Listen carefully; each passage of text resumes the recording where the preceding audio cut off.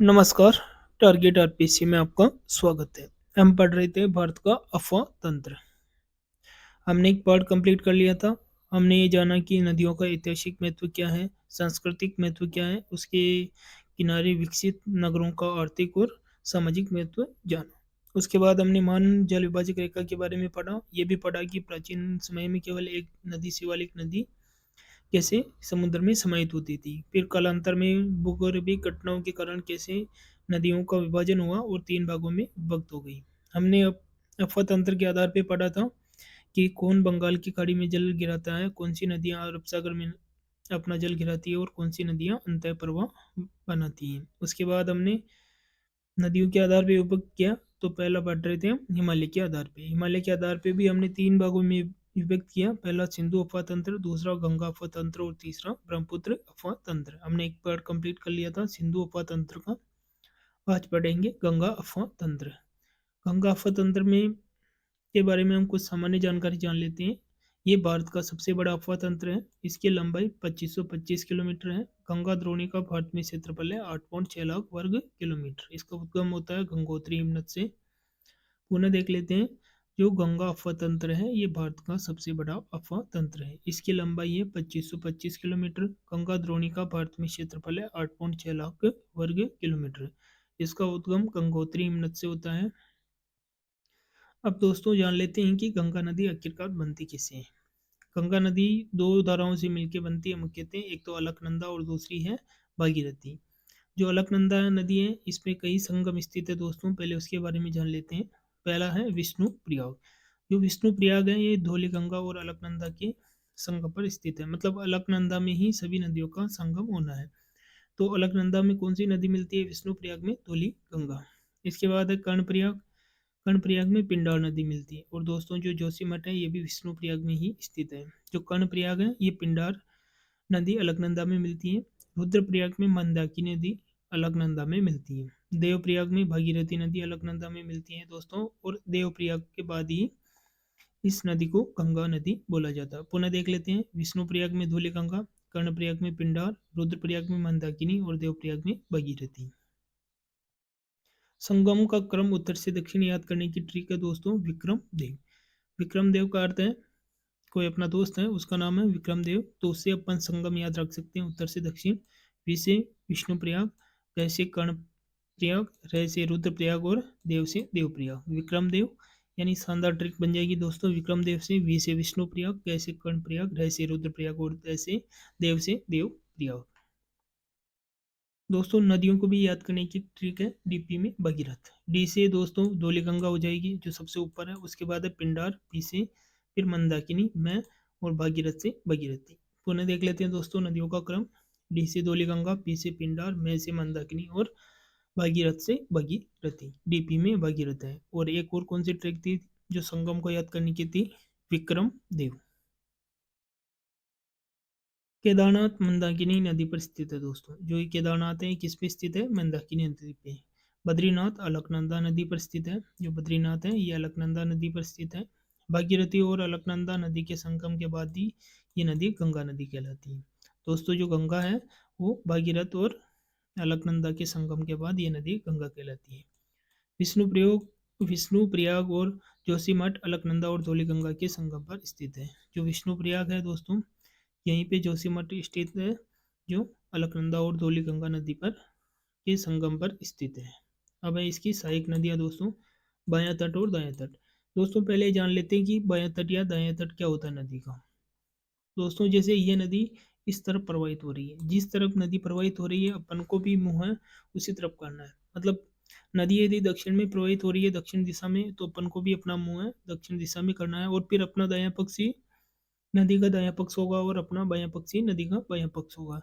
यदि हम नदी का प्रवाह पश्चिम दिशा में है तो हम भी उसी प्रवाह की तरफ अपने मुंह को करेंगे और अपने मुंह को उस तरफ करके देखेंगे कि अपना दायां पक्ष कौन सा है, वही नदी का दायां पक्ष है। और कौन सा अपना बायां पक्ष है वही नहीं नदी का बायां पक्ष है। जैसे दोस्तों इसमें देख सकते हैं नदी का प्रवाह ऊपर की ओर है तो अपन भी इसी तरफ देखेंगे और जो अपना दायां पक्ष होगा वो भी नदी का दायां पक्ष होगा और अपना बायां पक्षी नदी का बायां पक्ष होगा। जैसे ये नदी दोस्तों नीचे की ओर प्रभावित है तो इसका बायां पक्ष ये होगा जो अपना बायां पक्ष और दायां पक्ष ये होगा। जैसे नदी अगर इस तरफ प्रवाहित होती दोस्तों, अगर नदी इस तरफ प्रवाहित होती तो जो ऊपर का भाग है वो बायां पक्ष हो जाता, और दोस्तों जो नीचे का भाग है वो दायां पक्ष हो जाता। तो दोस्तों देखते हैं, रामगंगा, घाघरा, गोमती, गंडक ये सभी कौन से तट पे स्थित है? बाएं तट पे। दाएं तट पे दोस्तों यमुना, सोन, कर्मनाशा, दामोदर, तमसा ये सभी दाएं तट पर स्थित है। फरक्का बांध से पहले गंगा नदी दो भागों में विभक्त हो जाती है। पहली है भागीरथी, जिसे बांग्लादेश में पद्मा कहा जाता है। जो भागीरथी है ना दोस्तों, ये शाखा बांग्लादेश में जाती है और ये मुख्य शाखा भी है। जो भागीरथी है यही मुख्य शाखा है गंगा की, जो बांग्लादेश में जाते हैं और बांग्लादेश में इसे पद्मा कहा जाता है। दूसरी है हुगली। फरक्का बांध हुगली नदी पर बना है, और हुगली नदी को ही विश्व की सबसे अधिक विश्वासघाती नदी कहते हैं। कौन सी नदी को दोस्तों? हुगली नदी को ही, जो गंगा की एक शाखा है, उसे विश्व की सबसे अधिक विश्वासघाती नदी कहते हैं। और कोलकाता शहर भी हुगली नदी के किनारे स्थित है दोस्तों। जो कोलकाता शहर है ये भी हुगली नदी के किनारे स्थित है। गंगा नदी के किनारे बसे शहर दोस्तों क्रम से या उद्गम से मुहाने की ओर।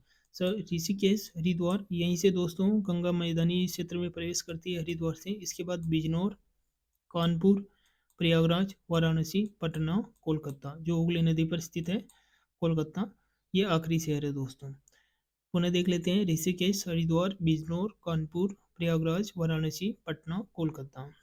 और कौन कौन से राज्य से निकलती है दोस्तों? सर्वप्रथम उत्तराखंड, उसके बाद उत्तर प्रदेश, फिर बिहार, झारखंड और पश्चिमी बंगाल।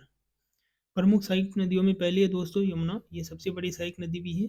इसका उद्गम यमुनोत्री हिमनदिया बंदरपूंछ श्रेणी से होता है। गंगा की सबसे लंबी सहायक नदी है जो यमुना दोस्तों, इसकी सहायक नदियां हैं दाएं तट से टोंस, जो सबसे बड़ी सहायक नदी है, चंबल, केन, बेतवा, ये सभी इसकी यमुना की सहायक नदियां दोस्तों। कौन कौन सी? टोंस, ये सबसे बड़ी सहायक नदी है यमुना की। उसके बाद है चंबल, केन, बेतवा, और बाएं तट से है हिंडन, केन, रिंद और सेंगेर। ये इतनी इंपॉर्टेंट नहीं है दोस्तों, लेकिन ऊपर की जो दाएं तट की है वो सभी इंपॉर्टेंट है। टोंस सबसे बड़ी सहायक नदी है, चंबल, केन, बेतवा।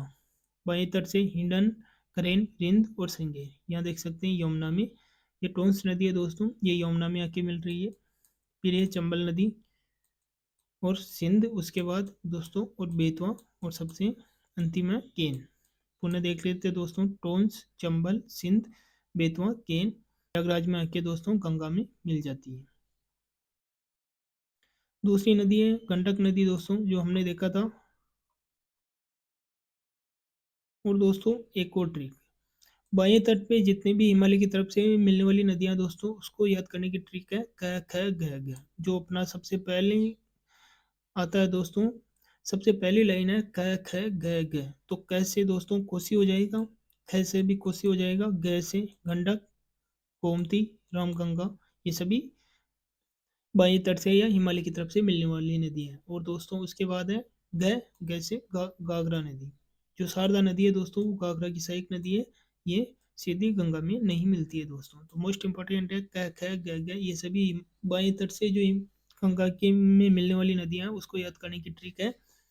कैसे कोसी नदी हो जाएगा, कैसे भी कोसी, ग से गंडक, गोमती, रामगंगा, ये सभी दोस्तों ग से याद हो जाएगा, और ग से घाघरा।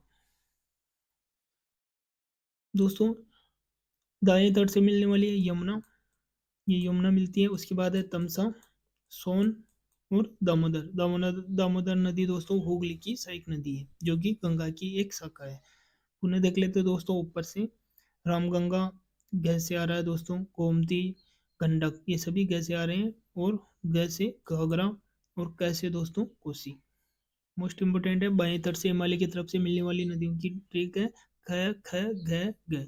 कैसे कोसी, गैसे गंडक, गोमती, रामगंगा, और घ से घाघरा। ये सभी दोस्तों किसकी सहायक नदियां हैं? गंगा की, और बाएं तट से या हिमालय की तरफ से मिलने वाली नदियां हैं। दोस्तों गंडक, इसका उद्गम धौलिकिसी हिमनद से होता है, जो नेपाल या तिब्बत की सीमा पर स्थित है। नेपाल में इसे शालिग्राम और नारायणी के नाम से जाना जाता है। जो गंडक नदी है इसे नेपाल में शालिग्राम या नारायणी के नाम से जाना जाता है। घाघरा, इसे कानियाली उपनाम से जाना जाता है। जो घाघरा है कानियाली इसी का ही नाम है। कानियाली किसका नाम है? घाघरा का। सहायक नदियां हैं राप्ती, शारदा, सरयू।